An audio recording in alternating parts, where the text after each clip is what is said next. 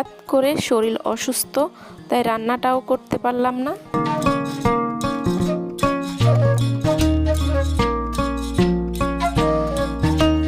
আসসালামু আলাইকুম, লিপ ইসলাম চ্যানেল থেকে প্রতিদিনের মতো হাজির হয়ে গেলাম আমার ফ্যামিলি ব্লগের নতুন আরও একটি ভিডিও নিয়ে। কাছে ও দূরে, দেশে কিংবা দেশের বাইরে যে যেখানে বসে আমার এই ভিডিও দেখা শুরু করছেন, আশা করি সবাই ভালো আছেন, সুস্থ আছেন এবং নিরাপদে আছেন। আমরাও আল্লাহর অশেষ মেহেরবানিতে ভালো আছি আলহামদুলিল্লাহ। আজকে প্রতিদিনের মতো সকাল থেকে ভিডিওটা শুরু করে দিয়েছি। সকালে উঠে আমি প্রথমে একটু সুজিগুলো টেলে নিয়েছি, আর এখন টালা সুজিগুলো হালকা একটু ঘিতে ভেজে নিচ্ছি। যারা ভিডিওটা দেখা শুরু করছেন প্লিজ একটা লাইক দিয়ে দেখা শুরু করবেন। আপনার ছোট্ট একটা লাইকই পারে আমার এই ভিডিওটাকে আপনার মতো আরও অনেকের কাছে পৌঁছে দিতে। সুজিগুলো ভালো করে ঘিতে ভেজে নিয়েছি। এখন দিয়ে দিচ্ছি বেশ কিছু পরিমাণ লিকুইড দুধ। যদিও এভাবে আমি সুজির পায়েস রান্না করব সেটা প্ল্যান ছিল না, কিন্তু হঠাৎ করে একটু শরীরটা খারাপ লাগছে, তাই ভাবলাম শর্টকাট কী করা যায়, তাই একটু সুজির পায়েস রান্না করে নিচ্ছি। এটা হচ্ছে গতকালকে মানে শুক্রবারের ভিডিও, আর আমি আপলোড দিচ্ছি পরের দিন, কারণ শরীরটা বেশ খারাপ ছিল। আমি সন্ধ্যার পরে ভয়েস দেওয়ার মতো কোনো এনার্জি ছিল না। এখানে সুজিটা রান্না করে আমি ঠান্ডা হওয়ার জন্য রেখে দিয়েছি, আর এখন মশলা চা করে নিচ্ছি। যেহেতু শরীরটা হঠাৎ একটু খারাপ লাগছে, হয়তো চা খেলে ভালো লাগবে, তাই মশলা চাটাও করে নিচ্ছি। এখনও জিদনি এবং তার বাবা ঘুমাচ্ছে, আর আমি উঠে এগুলা করে নিচ্ছি। চা খেতে খেতে একটু বেলকনিতে চলে আসলাম। বেলকনিতে খুবই সুন্দর জলমলে রোদ, আর সাথে গাছগুলো দেখছিলাম। আজকে প্ল্যান ছিল এই ব্যালকনিতে কিছু কাজ করব, কারণ অনেক দিন থেকে গাছগুলোর যত্ন করা হচ্ছে না। যেহেতু শুক্রবার জিদনি এবং তার বাবা বাসায় আছে, আমাকে কাজে হেল্প করবে আর আমি একটু বাড়তি কাজ করতে পারবো, সেই প্ল্যানই ছিল। এই গাছটা খুবই ছোট ছিল, দেখলাম যে খুব সুন্দর পাতা বড় হয়ে গিয়েছে, আর এটার মধ্যে যে কারুকাজ করা, এটা দেখে তো আমি খুবই অবাক হই।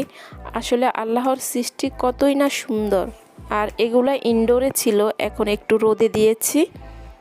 এখানে দেখলাম আমার গোলাপ গাছে বেশ কয়েকটা গোলাপ হয়েছে, তবে একটা গোলাপ একটু বড় হয়েছে, খুব সুন্দর কালার। আর এই গোলাপগুলা যখন ফোটে তখন একটু হালকা থাকে, বড় হতে হতে অনেক সুন্দর গাঢ় কালার হয়ে যায়। সবগুলা গাছ ঘুরে ঘুরে দেখছিলাম কোনটাকে কি করা যায়। এই যে অ্যালোভেরা গাছটা আমার রিপোর্টিং করা খুবই জরুরি হয়ে গিয়েছে, কারণ অনেকগুলা বেবি দিয়েছে। এখানে অনেকগুলা ডিমের খোসা শুকিয়েছে, এগুলাকে ব্লেন্ড করে একটু সার মাটি তৈরি করব। ঘুম থেকে উঠে হালকা নাস্তার কাজ শেষ করে এই ধরনের প্ল্যান করছিলাম, কিন্তু হঠাৎ আমার প্রেশারটা খুবই লো হয়ে গিয়েছে আর প্রচণ্ড মাথা ব্যথা। চা খেলাম, তারপর একটা নাপা খেয়ে নিয়েছি, তাও কিছুই হচ্ছে না। আর এখানে বেশ কিছু কাপড় শুকিয়ে গিয়েছে, এখন সেগুলো নিয়ে নিচ্ছি। আর দু একটা গাছের পাতা একদম শুকিয়ে গিয়েছে, সেগুলো উঠিয়ে নিচ্ছি। ভাবলাম এগুলা করতে করতে হয়তো বা আমি একটু সুস্থ হয়ে যাব আর একটু ভালো ফিল করব, তখন রান্নাটা করে নিব আগে, তারপর পারলে হয়তো এই বাড়তি কাজগুলো করে নিব। যারা আজকে প্রথম আমার ভিডিও দেখছেন বা আমার চ্যানেলটা ভিজিট করছেন, ভিডিও দেখার পরে কোথাও কোনো অংশে কোনো কারণে যদি ভালো লেগে যায়, একটা লাইক দিবেন ভিডিওতে। আর এরকম ভিডিও সব সময় দেখতে চাইলে আমার চ্যানেলটি সাবস্ক্রাইব করে পাশে থাকা বেল বাটনটি অল অপশনে ক্লিক করে দিবেন। এতে করে আমি পরবর্তীতে ভিডিও দিলে সবার আগে নোটিফিকেশান পেয়ে যাবেন, আর আমার চ্যানেলটি আপনার কাছ থেকে হারিয়ে যাবে না।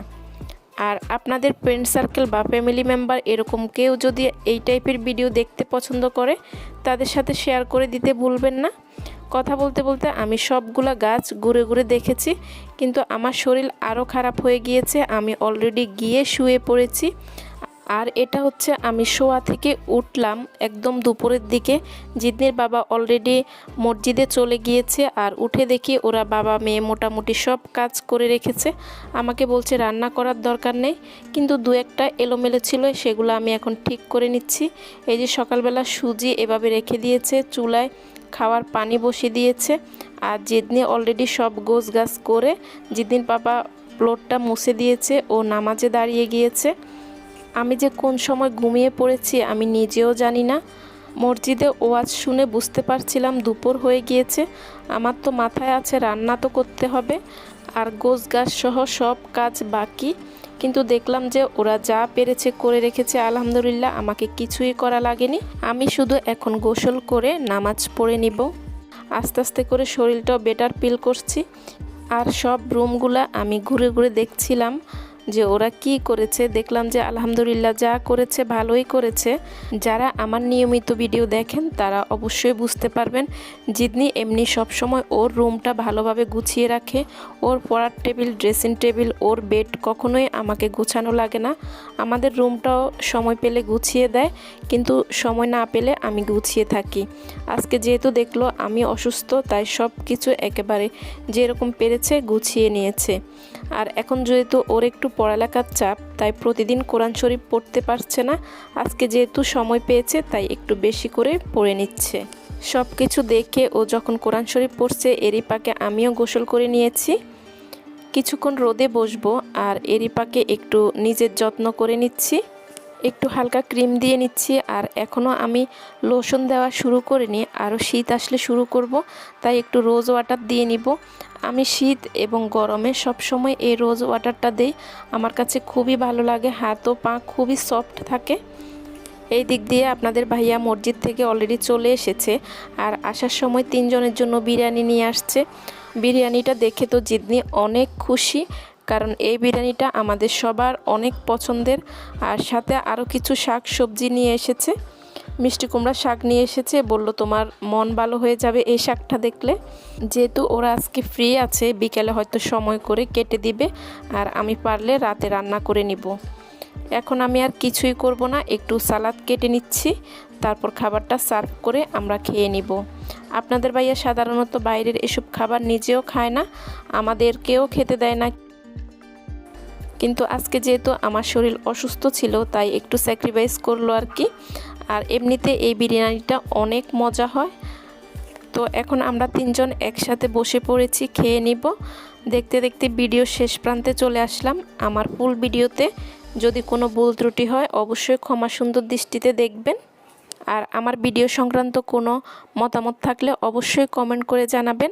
আর হ্যাঁ, আমার সেম নামে একটা ফেসবুক পেজ আছে, সেখানে লাইক ফলো দিতে ভুলবেন না। এবং চাইলে আমাকে ইনবক্সে যে কোনো ব্যাপারে মেসেজ করতে পারেন। আজকে বিরিয়ানি খেতে খেতে এখান থেকেই বিদায় নিলাম। সবাই ভালো থাকবেন, সুস্থ থাকবেন এবং নিরাপদে থাকবেন। আমার পরবর্তী ভিডিও দেখার আমন্ত্রণ রইল। আল্লাহ হাফেজ, আসসালামু আলাইকুম।